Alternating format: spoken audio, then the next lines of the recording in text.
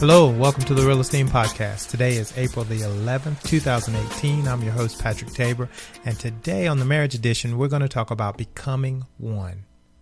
If you'd like to listen to any of our previous podcasts or get more information about our book, please visit us at enith.com, EYNIITH.com. I think every relationship wants to grow to the point where you are able to finish each other's sentences, or you both start a conversation with the same words. But I want you to understand that what becoming one really means is that you're both hearing the same things from God. You're actually hearing the same thing in the spirit. So much so that, you get home and you start a conversation and you call out a scripture, and then the person says, your spouse says, "Hey, I just read that this morning," or "I was studying that last night," and you had no idea. The same should happen when you're trying to help people, that certain things that you say or that you're focusing on at that time, there's some kind of confirmation coming from it. So to become one, you do get to know each other, learning each other's habits, mannerisms, knowing how the other person speaks about different topics, and you're able to communicate about those topics. But knowing the person well is good, but knowing them in the spirit is even better. It's better because when you're in the spirit, you can hear God tell you things that you would not probably pick up on with your natural abilities, with your perception, with just being watchful and picking up that a person needs this. There's some things that the Spirit will tell you. God will tell you that you need to do at a certain time for your spouse. And it'll be so awesome because he or she will know that you're actually listening to God, because they did not tell you specifically about that need. So Proverbs 18:22 says, "He who finds a wife finds a good thing and obtains favor from the Lord." Meaning, when you found a good thing, you're going to get the favor of God. He's going to provide all of these things because you are with that individual. Genesis 2:24 says, "Therefore a man shall leave his mother and his father, or father and mother, and hold fast to his wife, and they shall become one flesh," meaning they will be in communion with God together. Proverbs 19:14 says, "House and wealth are inherited from fathers, but a prudent wife is from the Lord." A prudent wife is from the Lord, a smart, diligent, one who, seeks out what is right. She's going to do what is right. That is from the Lord. In Ephesians 5:33, it says, "However, let each one of you love his wife as himself, and let the wife see that she respects her husband."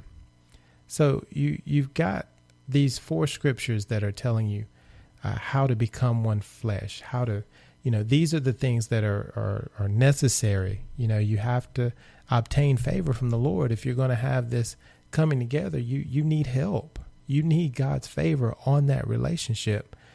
And you have to find a wife. You can't just find somebody who wants to be a wife. They're a wife prior to marrying you. You need to leave your mother and father. They are a part of your family, but they are not in the middle of your relationship. The decisions you make, the conversations you have, the discussions that you have together, they're between you two and God. So you three are working these things out together and communicating what you should do, the best decision for your home is. And your parents can give you advice, hopefully give you godly advice, but they're not the main source in your relationship. God is. So the man should leave his mother and father. You can always call them for advice. I hope you have that type of relationship with your parents that you can call them and ask them things. And it's great. I'm not saying that you shouldn't, but what I'm saying is that your ultimate confirmation should come from God. House and wealth is inherited from fathers, but a prudent wife is from the Lord. You can look at this it says the wife, but you can look at this from the standpoint that you both have to be prudent in some mindset. You have to have the right attitude, the desire to want to do what is right. at all times, not some of the time. You have to get to the point where your focus is, we don't talk about divorce because we don't think about divorce because we don't plan to divorce. I joke and tell people, if my wife ever left me, wherever she's going, that's where I'm going. So it's not like it's a factor for us. We don't think about divorce because I really like being around her, and I try to make sure I don't do stuff that's going to make her want to run away, and vice versa. And, let each one of you, in Ephesians 5:33, you love your wife as yourself, and you let the wife see that she respects her husband. These two things are awesome because the wife has to be loved. She has to not only feel love and know that she's loved, but it has to be like ingrained into her that you love her. You have to be intentional in showing her she is loved all the time. That is mandatory. Just in the same word, it is mandatory that a man feels respected, honored. He needs to know that his word is valuable enough for her to follow him. If he doesn't have that respect, if he loses respect from his wife, to him, he may have lost everything.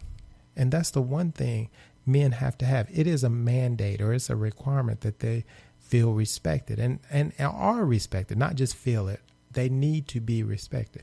Now, I'm not saying that the wife can do things out of line and think that you're just going to always continue to show love. I mean, you're going to have times where you're going to be frustrated, and vice versa. There's going to be times where the man may do things that may make you wonder, should I respect him? But in the process, remember that you do these things as unto the Lord, not based on your own feelings. If you continue to show love to your wife, even when she's made a mistake, you're going to show her the love of God, agape love.